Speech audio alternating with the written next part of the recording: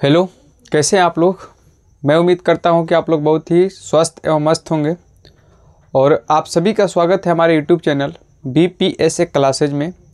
अब आप सभी का मैं स्वागत करता हूं। आज हम पढ़ेंगे कक्षा 12 का फिजिक्स, जिसमें हम लोग पढ़ रहे हैं विद्युत धारा, और ये विद्युत धारा का लास्ट टॉपिक है, वो है आपका व्हिटस्टोन सेतु। तो चलिए स्टार्ट करते हैं। व्हिटस्टोन सेतु, व्हिटस्टोन सेतु है क्या? तो व्हिटस्टोन सेतु एक प्रकार की युक्ति है जिसकी सहायता से किसी अज्ञात प्रतिरोध का मान हम ज्ञात कर सकते हैं। ठीक है, यह इंग्लैंड के एक वैज्ञानिक थे जिनका नाम व्हिटस्टोन सेतु था। उन्हीं के नाम पर इस सेतु का नाम रखा गया है और इसके उपयोग से किसी विद्युत परिपथ में विद्युत प्रतिरोध का तुल्य प्रतिरोध का मान ज्ञात किया जाता है एवं दो बिंदुओं के बीच का विभव को आसानी से इस सेतु के द्वारा हम लोग ज्ञात कर सकते हैं। ठीक है, तो व्हिटस्टोन सेतु एक ऐसी युक्ति है जिसकी सहायता से किसी अज्ञात प्रतिरोध का मान हम लोग क्या कर सकते हैं, ज्ञात कर सकते हैं। आइए देखते हैं हम लोग व्हिटस्टोन सेतु होता क्या है। तो हमें आज पढ़ना है व्हिटस्टोन सेतु।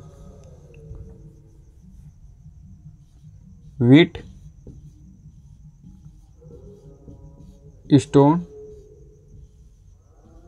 सेतु, ठीक है। व्हिटस्टोन सेतु, व्हिटस्टोन सेतु एक ऐसी युक्ति है जिसकी सहायता से हम किसी अज्ञात प्रतिरोध का मान ज्ञात कर सकते हैं। क्या लिखेंगे हम लोग? व्हिटस्टोन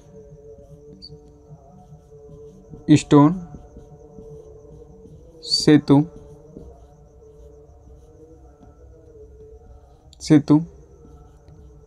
एक ऐसी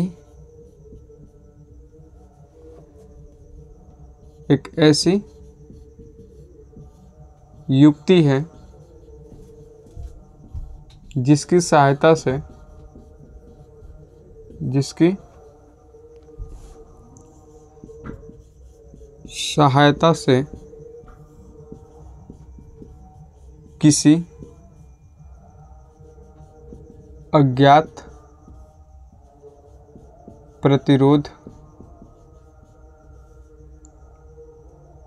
किसी अज्ञात प्रतिरोध का मान ज्ञात किया जा सकता है। ठीक है, व्हिटस्टोन सेतु एक प्रकार की युक्ति है जिसकी सहायता से किसी अज्ञात प्रतिरोध का मान हम लोग क्या कर सकते हैं, ज्ञात कर सकते हैं। ठीक है, ये जो व्हिटस्टोन सेतु होता है इसमें 4 प्रतिरोध होते हैं, PQRS, और चारों प्रतिरोधों को हम श्रेणी क्रम में जोड़ करके एक क्या करते हैं कि समानांतर चतुर्भुज का निर्माण कर लेते हैं। ठीक है, ABCD समानांतर चतुर्भुज का हम लोग निर्माण कर लेते हैं। ठीक है, तो देखिए आपके 4 प्रतिरोध होते हैं। पहला ये हो गया P, दूसरा Q, यहाँ पर आपका हो जाएगा प्रतिरोध R, और ये आपका हो जाएगा प्रतिरोध S। तो इसमें 4 प्रतिरोध होते हैं, चारों को एक ही तार से जोड़ दिए तो कौन सा क्रम बना? समानांतर क्रम। और समानांतर क्रम में जोड़ करके हम एक चतुर्भुज का निर्माण कर लिए। देखिए इसके सामने के समानांतर ये है, इसके समानांतर ये है, तो ये समानांतर चतुर्भुज कौन सा बना? A, B, C व D। ठीक है, जो समानांतर चतुर्भुज ABCD होता है इसके विकर्ण कौन सा? A और C के मध्य हम क्या करते हैं? एक बैटरी जोड़ देते हैं। क्या करते हैं? एक बैटरी जोड़ देते हैं। और जो आपका विकर्ण B व D होता है इसके बीच में एक गैल्वेनोमीटर जोड़ देते हैं। ठीक है, इसके बीच में क्या जोड़ते हैं? गैल्वेनोमीटर जोड़ लेते हैं। तो ये इसका हो जाएगा रचना।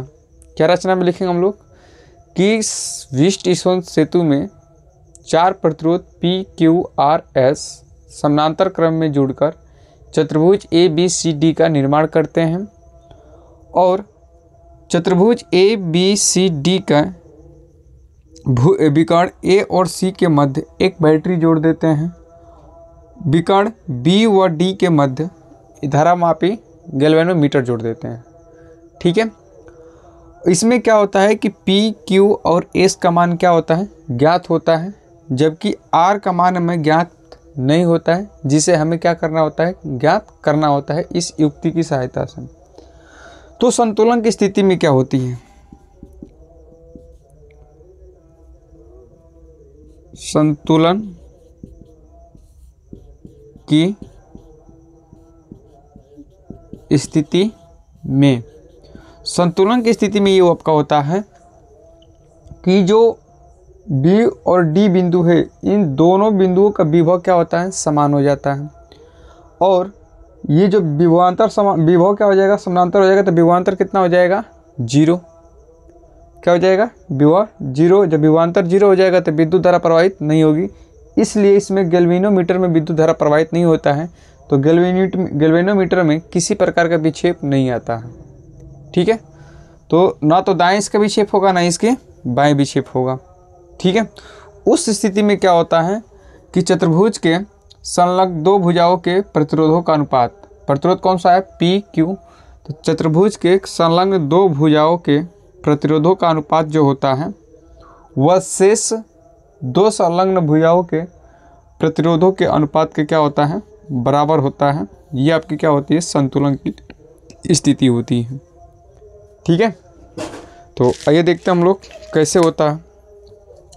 यह आप लोग लिख लीजिएगा, व्हिटस्टोन सेतु किसे कहते हैं। व्हिटस्टोन सेतु एक ऐसी युक्ति है जिसकी सहायता से हम किसी अज्ञात प्रतिरोध का मान ज्ञात कर सकते हैं।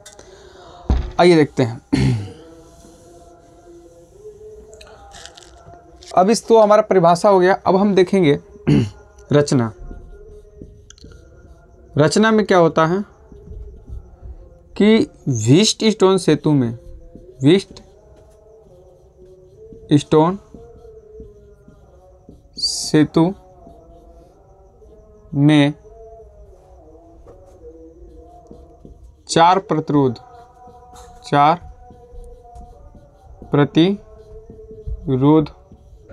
P, Q, R और S, P, Q, R और S किस क्रम में जोड़कर, श्रेणी क्रम में जोड़कर, श्रेणी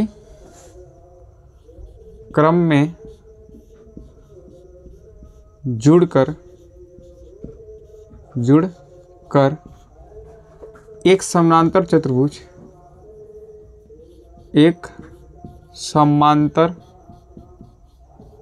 चतुर्भुज भुज ए बी सी डी का निर्माण करते हैं, निर्माण करते हैं। जो आपके प्रतिरोध कौन कौन से हैं, पी क्यू आर और एस, ये चारों देखिए श्रेणी क्रम में जोड़कर क्या निर्माण किए हैं, तो चतुर्भुज ए बी सी डी का निर्माण करते हैं। चतुर्भुज के विकर्ण कौन सा, ए सी। चतुर्भुज के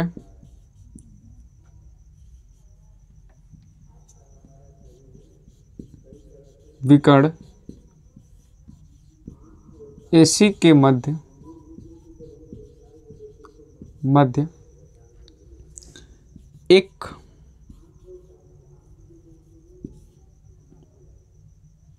बैटरी जोड़ देते हैं, बैटरी जोड़ देते हैं। और जो विकर्ण कौन सा है, बी डी, और विकर्ण बीडी के मध्य,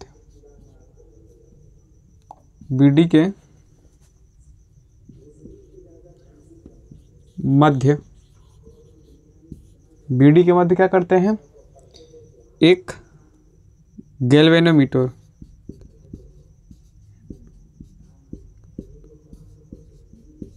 यानी धारा मापी लिख सकते हैं, धारा मापी जोड़ देते हैं, तो ये रहा आपका व्हीटस्टोन सेतु का रचना। क्या होता है रचना कि व्हीटस्टोन सेतु में 4 प्रतिरोध होते हैं, P, Q, R और S। इन चारों प्रतिरोधों को श्रेणी क्रम में जोड़कर क्या करते हैं, एक चतुर्भुज ABCD का निर्माण कर लेते हैं और AC के मध्य एक बैटरी जोड़ देते हैं और BD के मध्य एक गैल्वेनोमीटर धारामापी जोड़ देते हैं। ठीक है, अब इसका देखेंगे सिद्धांत। तो ये उतार लीजिएगा, मैं देखता हूँ सिद्धांत इसका लिखता हूँ। ठीक है, देखिए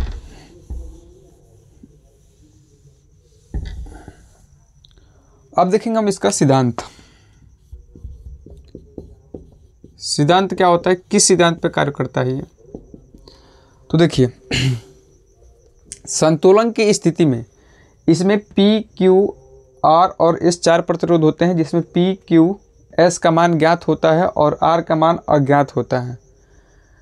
इसमें क्या करते हैं कि P, Q का जो प्रतिरोध का मान होता है उसको स्थिर रख के S का मान इस प्रकार से संयोजित करते हैं कि धारामापी में किसी प्रकार का विक्षेप ना हो, तो वह क्या कहलाती है, संतुलन की स्थिति कहलाती है।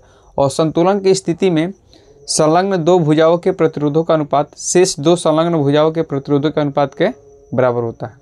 तो क्या लिखेंगे हम लोग, लिखेंगे हम लोग कि प्रतिरोध कौन कौन से, P और Q, P, Q का मान स्थिर रख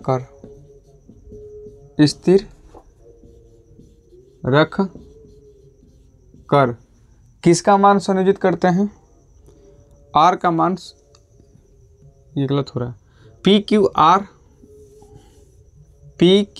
R और S, यानी P, Q, S का मान हमें ज्ञात होता है,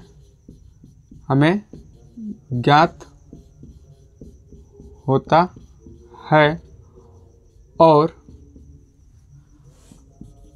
R का मान अज्ञात होता है, जिसका मान हमें क्या करना होता है, ज्ञात करना होता है। तो क्या लिखेंगे, जिसका मान हमें ज्ञात करना होता है। ठीक है, तो इसमें 3 प्रतिरोध P, Q, S का मान पता होता है और R का मान पता नहीं होता है। तो संतुलन की स्थिति क्या होती है, देखिए P, Q का मान स्थिर रखकर S के मान को क्या करते हैं, समायोजित करते हैं। तो प्रतिरोध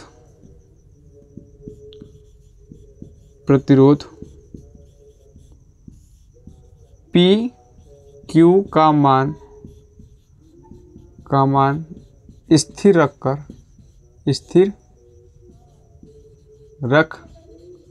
कर S का मान इस प्रकार से समायोजित करते हैं,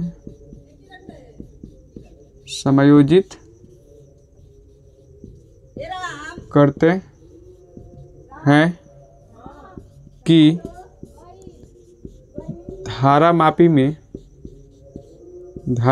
में कोई विक्षेप ना हो, कोई भी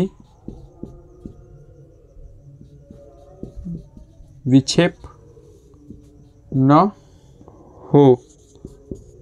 तो यह स्थिति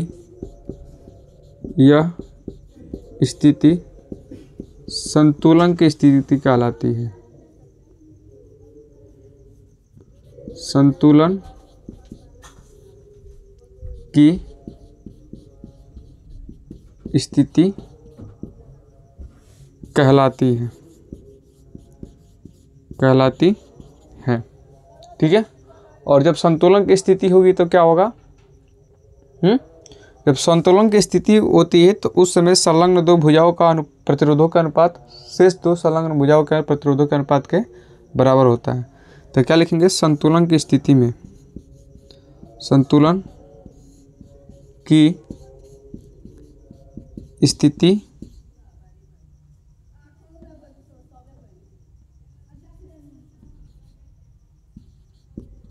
स्थिति में संलग्न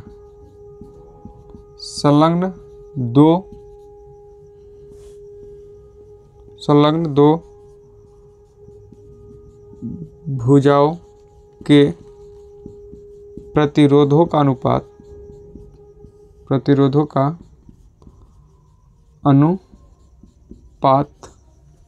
ठीक है, शेष दो भुजाओं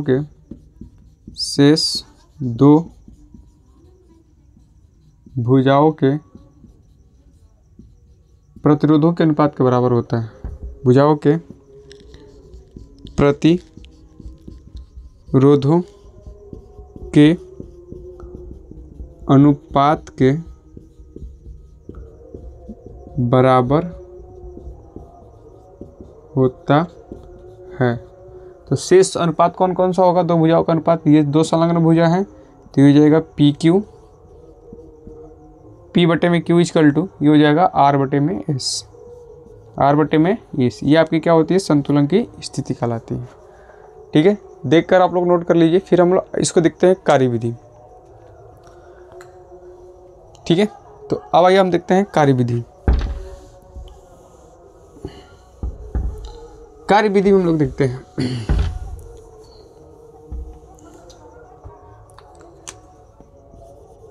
कार्य विधि।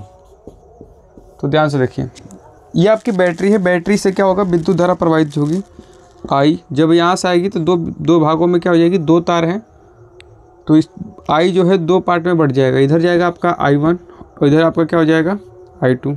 फिर एक ही तार है तो यहाँ भी क्या हो जाएगा? I1 और यहाँ पे क्या होगा? I2। ठीक है, अब फिर यहाँ से दोनों मिल जाएंगे तो फिर से विद्युत धारा कौन से प्रभावित होगी? I1 I होगा, क्योंकि I गया था तो फिर यहाँ से क्या निकलेगा? I। देखिए, संतुलन की जब स्थिति होती है तो क्या होता है? संतुलन की स्थिति में दोनों बिंदुओं के विभव क्या होता है? समान होता है, जिससे इसमें कोई विक्षेप नहीं होता है। अर्थात इसमें विद्युत धारा प्रवाहित नहीं होती है। इसमें जो विद्युत धारा प्रवाहित होता है वो शून्य के बराबर होता है। ठीक है, तो आइए देखते हैं। अब देखिए पार्श्व कौन कौन सा दिखाई दे रहा है। तो पास इसमें दो पार्श्व दिखाई दे रहा है, एक तो ये और दूसरा आपका ये। तो पहला हम लगाएंगे किरचॉफ का वोल्टता का नियम ABD में। लिखेंगे वोल्टता का नियम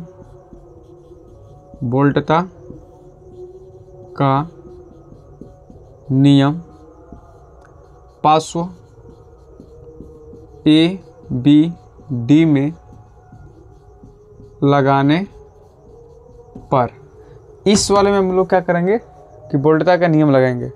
ठीक है, और वोल्टता का नियम पीछे जो 12 क्लास का वीडियो है मैंने उसमें छोड़ दिया है कि वोल्टता का नियम यानी किरचॉफ का नियम क्या होता है। एक आपका किरचॉफ का नियम होता है संधि नियम, और आपका वोल्टता का नियम जिसे हम लोग पार्श्व नियम कहते हैं, उसको हमने अच्छे से बता दिया है। उसमें आप लोग जाकर देख लीजिएगा।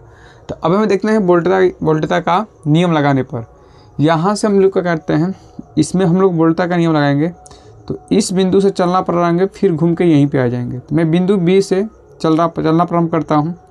तो देखिए मैं धारा के विपरीत दिशा में जा रहा हूँ, तो धारा और प्रतिरोध का गुणनफल कितना होगा? माइनस से जाएंगे, क्योंकि विपरीत दिशा में जा रहे हैं विद्युत धारा के। तो क्या होगा? I1 × P। उसके बाद देखेंगे अब फिर इस भी आगे बढ़ेंगे तो अब कहाँ जा रहे हैं? धारा के दिशा में। ऐसे घूम के जा रहे हैं तो अब इस भुजा पर चलेंगे तो इसमें विद्युत धारा की दिशा नीचे की तरफ है, हम भी नीचे की तरफ जा रहे हैं। तो प्रतिरोध S और विद्युत धारा I2 क्या होंगे? धनात्मक होंगे, क्योंकि हम लोग धारा के दिशा में, इनका जो गुणनफल होगा धनात्मक होगा, क्योंकि हम लोग धारा के दिशा में जा रहे थे। होगा I2 × S। और किसके बराबर होता है? उस पार्श्व में विद्युतवाहक बल के योगफल के बराबर होता है। तो इसमें कोई भी विद्युतवाहक बल नहीं है, कोई भी बैटरी नहीं जुड़ी गई है इसमें, तो विद्युतवाहक बल कितना होगा? 0। ठीक है, और ये माइनस में उधर जाएगा तो प्लस में। ठीक जाएगा I2 × S = I1 × P। Equation number first. ठीक है, आगे देखिए। अब हम लगाएंगे किसमें? इस वाले में, पार्श्व BDC में। लिखेंगे पार्श्व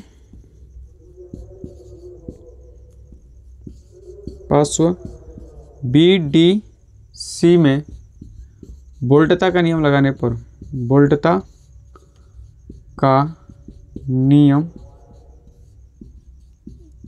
लगाने पर अगर उसमें हम लगाते हैं तो देखिए इस बिंदु से बिंदु सी से मैं चलना प्रारंभ करता हूँ। अगर बिंदु सी से चलना प्रारंभ करूँगा तो किस दिशा में जा रहे हैं हम लोग? धारा के विपरीत दिशा में। धारा नीचे की तरफ जा रही है, हम कहाँ जा रहे हैं? ऊपर की तरफ। देखिए ध्यान से, तो ये हो जाएगा आपका I1 प्रतिरोध, और ये विद्युत धारा I1 और प्रतिरोध कौन सा होगा? Q। ये होगा I1 × Q। तो यहाँ से आपको हो जाएगा, और किस दिशा में जा रहे हैं? धारा के विपरीत दिशा में, तो हो जाएगा -I1 × Q is equal to, sorry अब देखेंगे, अब यहाँ चल गए, फिर नीचे की तरफ आएंगे, कुछ नहीं मिला, फिर ऐसे जाएंगे तो इस दिशा में जाएंगे, धारा के दिशा में, तो विद्युत धारा I2, प्रतिरोध कितना है? R। तो वहाँ धारा के दिशा में जा रहे हैं तो क्या मिलेगा? +I2 × R। अब कोई दूसरा प्रतिरोध नहीं है, इसमें विद्युत वाहक बलों की संख्या कितनी है? 0, एक भी सेल नहीं है, तो विद्युत वाहक बल कितना होगा? 0। ये माइनस में उधर जाएगा तो प्लस, तो ये हो जाएगा I2 × R, और ये हो गया आपका माइनस में इधर आएगा तो प्लस, तो ये हो जाएगा I1 × Q, समीकरण नंबर 2। ठीक है, समीकरण 1 तथा 2, समीकरण 1 में समीकरण 2 से भाग देने पर समीकरण 1 में समीकरण 2 से क्या करेंगे? भाग देंगे। तो समीकरण 1 आपका यही है, समीकरण 2 है, तो इसमें हम लोग भाग देंगे, तो ये आपका हो जाएगा कितना है? I2 × S = I1 × P, और भाग देना है किस वाले से? समीकरण 2 से। तो लेफ्ट वाला का लेफ्ट में, राइट वाला का राइट में, तो लेफ्ट वाला में लेफ्ट से देंगे, तो कितना होगा? I2 × R, और ये कितना हो जाएगा? अपान में I1 × Q। ठीक है, तो ये I2 से I2 कैंसिल, I1 से I1 कैंसिल, तो यहाँ से मिल गया P/Q = R/S/R। तो P/Q = S/R। देखिए संलग्न दो भुजाओं के प्रतिरोधों का अनुपात जो है शेष दो संलग्न भुजाओं के प्रतिरोधों के अनुपात के बराबर है। ठीक है, यहाँ से अज्ञात प्रतिरोध का हमें मान ज्ञात करना है, तो अज्ञात प्रतिरोध हमारा कौन सा था? R। तो यहाँ से अगर R की वैल्यू निकालेंगे तो R बराबर आपका हो जाएगा, उसको उल्टा कर देंगे तो ये उधर चला जाएगा और ये इधर जाएगा, तो ये Q × S/P, यहाँ से आपकी R की वैल्यू हो जाएगी। ठीक है, कोई दिक्कत है तो बता दीजिएगा। तो ये रहा आपका अज्ञात प्रतिरोध का मान, हम इस तरीके से ज्ञात कर सकते हैं। ये रहा आपका व्हिटस्टोन सेतु। ठीक है, तो अगर देखिएगा, अगर किसी प्रकार का दिक्कत होता है समझने में या कहीं त्रुटि होती है तो आप उसको कमेंट बताइएगा, जिससे आपको दोबारा वीडियो बनाकर बताएंगे। आज के लिए इतना ही, धन्यवाद।